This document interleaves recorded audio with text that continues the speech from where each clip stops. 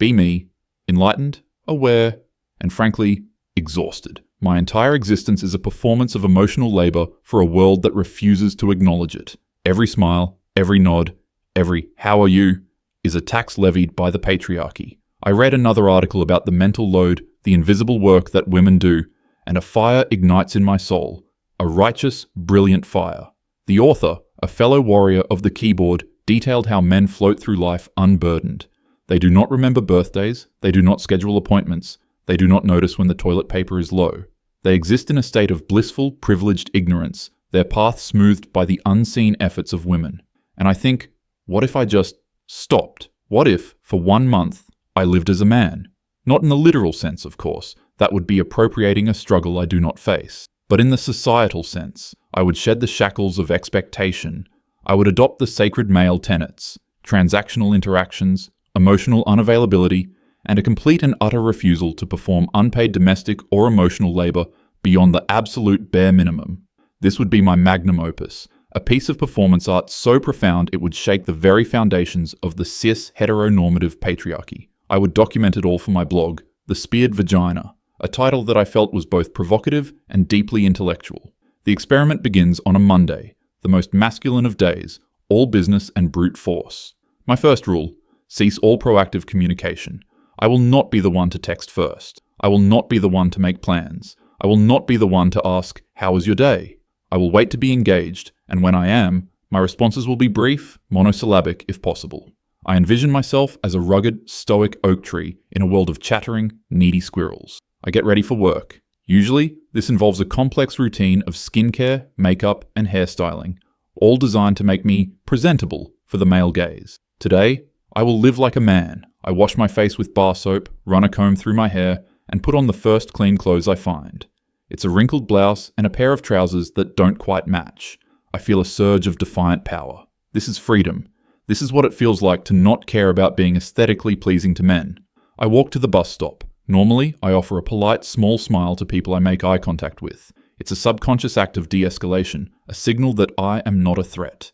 Today, I stare ahead, my face a mask of masculine indifference. A man nods at me, a silent greeting. I stare through him, my gaze fixed on the horizon.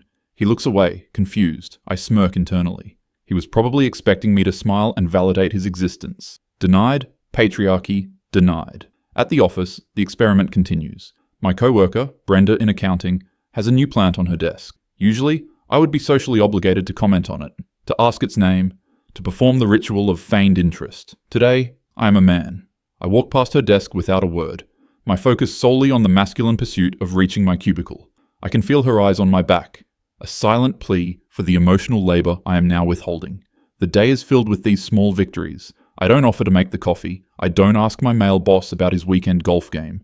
I don't tidy up the communal kitchen after someone leaves a spill. I eat my lunch at my desk, staring at my monitor with intense, masculine focus, even though I'm just reading my own blog posts. Each moment of non-participation feels like a triumph. I am a ghost in the social machine, a wrench in the gears of patriarchal expectation. I get home and survey my apartment. The trash is full. My instinct, honed by years of conditioning, is to take it out. But what would a man do?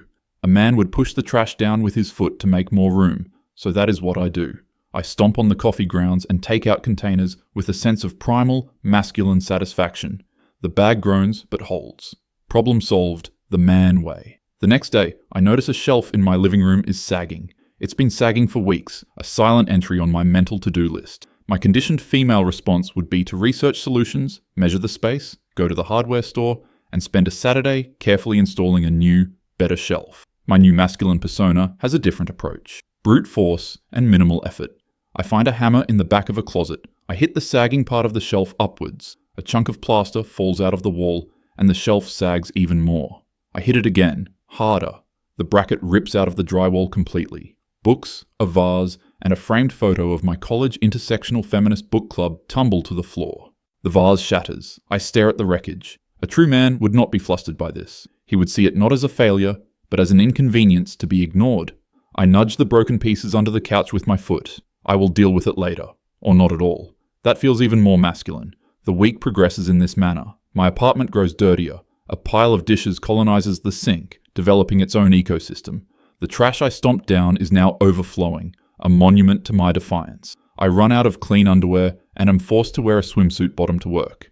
This, I reason, is the authentic male experience. This is the price of freedom from the tyranny of domestic standards. My social life, or what's left of it, evaporates. My friends text me, their messages full of concern and question marks. Are you okay?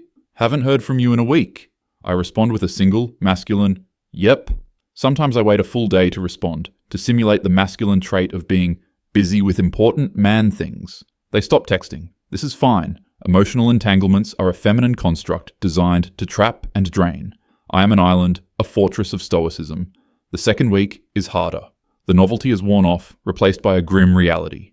The smell in my apartment is becoming a problem. The pile of dishes has started to attract flies. The broken shelf is a constant mocking reminder of my failed attempt at masculine handiwork. I realize that living like a man doesn't magically make problems disappear. It just means living in squalor until a woman comes and cleans it up. But there is no woman. There is only me, the performance artist, trapped in her own masterpiece. My work performance suffers. My refusal to engage in office housework, taking notes, organizing meetings, mentoring the intern, has been noticed. My boss, Mark, calls me into his office. He looks concerned. He probably thinks I'm having personal problems. He doesn't understand that I'm engaged in a radical act of feminist protest. He mansplains the importance of teamwork and being a proactive member of the department. I stare at a point just over his shoulder, my face an impassive mask. I give a single, masculine nod. Understood, I say, my voice flat. I am channeling every emotionally constipated action hero I have ever been forced to watch. He looks baffled by my lack of an emotional response. He was expecting tears, excuses, a feminine collapse. I have given him nothing. Another victory. I feel hollow. I go to the grocery store. I need food, a basic masculine requirement. I walk through the aisles, my focus purely on acquisition. I see a woman struggling to get a box from a high shelf. She makes eye contact with me, a silent appeal for help. The old me, the conditioned me, would have rushed to her aid. The new me, the man me, remembers my purpose. I am not here to solve the problems of others. I look away and continue down the aisle. I can feel her disappointed gaze on my back. I tell myself this is what equality feels like. It feels awful. I buy a frozen pizza and a 6-pack of beer, the stereotypical meal of the single man. I go home and eat the entire pizza while standing over the sink, staring at the growing mountain of dirty dishes. I drink 4 of the beers. I don't even like beer, but it feels like something a man would do. I feel bloated and sad. I look at myself in the reflection of the dark kitchen window. My hair is greasy, my skin is breaking out from the bar soap and poor diet, and I have a small ketchup stain on my wrinkled blouse. I look unkempt. I look like the men I've spent my entire life critiquing. Is this the price of power? The third week begins with a plumbing issue. The kitchen sink, clogged with a fortnight of food debris, refuses to drain.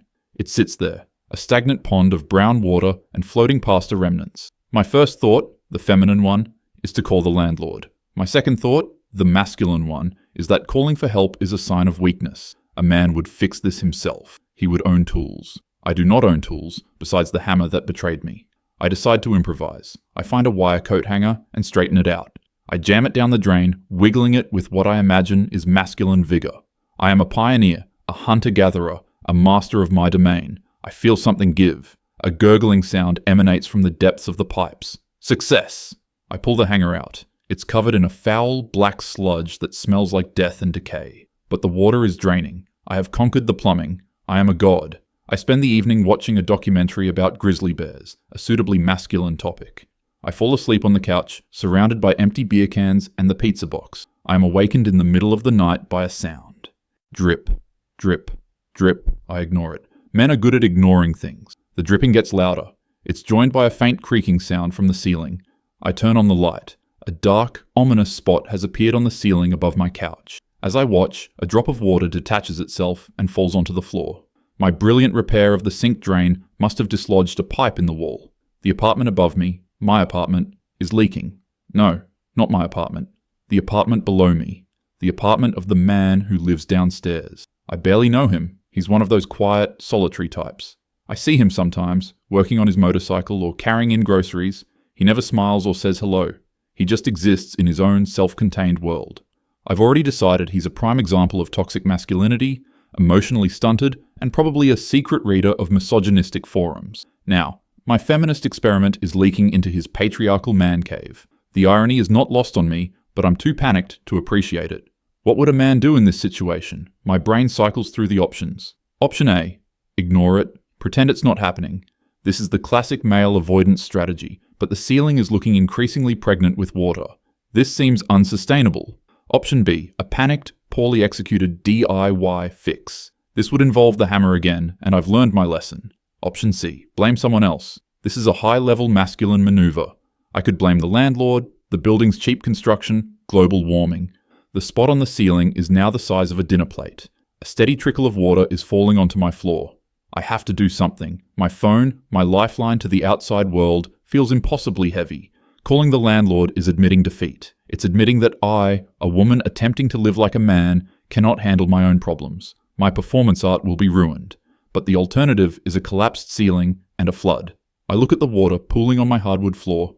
It's seeping into the cracks. I think of the man downstairs, his silent, judgmental existence. I imagine his reaction when water starts pouring into his apartment. He won't be understanding. He'll be angry, masculine rage personified. I am filled with dread. The fourth week is the week of the flood. I spent 2 days ignoring the leak, hoping it would magically fix itself. I put a bucket under it, a masculine solution if ever there was one. The bucket filled up every few hours. Emptying it was a grim, repetitive task. The ceiling sagged more each day, the plaster cracking around the dark, wet stain. My apartment smelled like a swamp. The stench of the garbage and the dishes was now joined by the damp, musty odor of the leak. I was living in a monument to my own failed experiment. I stopped going to work. I called in sick, using a deep, gravelly voice I thought sounded more masculine. I couldn't face the world. I couldn't face my own reflection. My blog lay dormant. What could I write? Day 24 of living like a man. I have created a biohazard and am slowly being driven insane by the sound of dripping water. The patriarchy is wet. The breaking point came on a Thursday night. I was awakened by a loud crash. A huge chunk of the ceiling had given way, dumping a deluge of filthy water and soggy plaster onto my floor. The bucket was overturned, the water spreading rapidly across the room. This was no longer a drip. This was a waterfall of my own making. Panic, cold and sharp, finally pierced through my stoic facade. This was beyond my control. This was a disaster. I had to get help. My first thought was the landlord, but it was 2 a.m. My second thought, born of pure desperation, was the man downstairs, the toxic, silent man. He was a man after all, and in a crisis, aren't men supposed to do something? Aren't they supposed to step up, to be strong, to fix things? This is the other side of the patriarchal coin, isn't it? With great privilege comes great responsibility. His entire life of unearned advantage had been leading to this moment, the moment where he could be useful to a woman in distress. It was his societal duty. I stumbled through the dark, my feet splashing in the cold water. I ran down the stairs, my heart pounding in my chest. I banged on his door, my fists hitting the wood with frantic energy. I didn't care about the experiment anymore. I just wanted someone to make it stop. The door opened a few inches. He stood there, silhouetted by the light from his apartment. He was wearing a simple t-shirt and jeans. He looked tired, but calm. He didn't say anything. He just looked at me, his eyes taking in my disheveled appearance, my wet socks, my panicked expression. "My ceiling," I gasped, pointing upwards. "It collapsed. There's water everywhere. It's coming from my apartment." I waited for him to spring into action. I waited for the surge of masculine competence, the "stand back, little lady, I'll handle this" energy that I had spent my life despising but desperately needed right now. He looked at me for a long moment. His expression didn't change. It was not angry or concerned or even surprised. It was just neutral. He glanced up at his own ceiling, presumably listening for the sound of impending doom. Then he looked back at me. He reached into his apartment, and for a second I thought he was getting tools, or a jacket, ready to charge into battle. He came back with a small, white business card. He held it out to me. I took it numbly. It read, 24-hour emergency plumbing and restoration services. He then gave me a slow, deliberate look. It was a look that communicated everything without a single word. It said, "This is your problem." It said, "You are a stranger who has just woken me up at 2 a.m. It said, "I am not your father, your husband, or your hero." It said, "Go your own way." And then he quietly, gently closed the door in my face. I stood there, in the hallway, dripping water onto the carpet, the business card clutched in my hand. I was stunned. I was speechless. He had refused. He had refused to perform the most basic, fundamental duty of a man, to rescue a damsel in distress. He hadn't yelled, he hadn't lectured, he hadn't mansplained. He had simply opted out. He had assessed the situation, determined it was not his responsibility, and gone back to his life. It was the most brutally, efficiently masculine thing I had ever witnessed, and it was directed at me. I, who had spent a month trying to live by the masculine code of self-interest, had been completely outmaneuvered by a true master of the art. I had expected him to play his assigned role in my drama. He had refused the script. I went back up to my ruined apartment. The water was still pouring from the ceiling. The room was destroyed. I sat on the edge of my bed, the one dry piece of furniture, and I called the number on the card. A man with a sleepy voice answered. I told him my story. He sighed and said he could have a team there in an hour, but it would cost a fortune. I agreed to everything. I had no choice. As I sat there, waiting for the plumbers, the full weight of my experiment crashed down on me. I had tried to live like a man, by my definition. I had defined it as a life of selfishness, of ignoring problems, of refusing to contribute, of expecting others to clean up your mess. And for a month, I had created a monumental mess. But when the consequences became too severe, my first instinct was to run to a man, expecting him to fix it all for me. I had embraced what I saw as the privileges of masculinity, but when the bill came due, I tried to hand it to the nearest man, demanding he pay it according to the rules of a patriarchy I claimed to be fighting. The man downstairs hadn't outsmarted me with words. He had outsmarted me with a boundary, a simple, solid, unbreachable wall of no. He was living like a man too, not my caricature of one, but a real one. A man who had decided his peace, his time, and his property were his own, and not a public utility for his neighbours. A man who was going his own way. The plumbers arrived, an army of actual competent men with tools and a plan. They were loud and efficient. They tore out the rest of the ceiling, shut off the water, and set up huge, roaring fans to dry the place out. The bill was astronomical. My security deposit was a distant memory. I would be paying this off for years. My experiment was over. I had tried to live like a man for a month, and I had regretted every second. But not for the reasons I thought I would. I didn't regret the dirt, or the loneliness, or the bad food. I regretted that I had failed so spectacularly. I regretted that my grand statement against the patriarchy had ended with me, a crying woman in a flooded apartment, saved by a team of working-class men I had to pay for with a credit card. And most of all, I regretted the man downstairs. I had wanted to prove that men had it easy. He had proven that I had no idea what it meant to be one. He had shown me that true independence wasn't about making a mess and expecting someone else to clean it up. It was about closing the door on the mess and letting the person who made it deal with it themselves. My blog post would be incredible though, a scathing indictment of the new MGTOW masculinity, men who refuse their societal obligations and leave women to drown. I would be a victim, a survivor, a voice for the abandoned.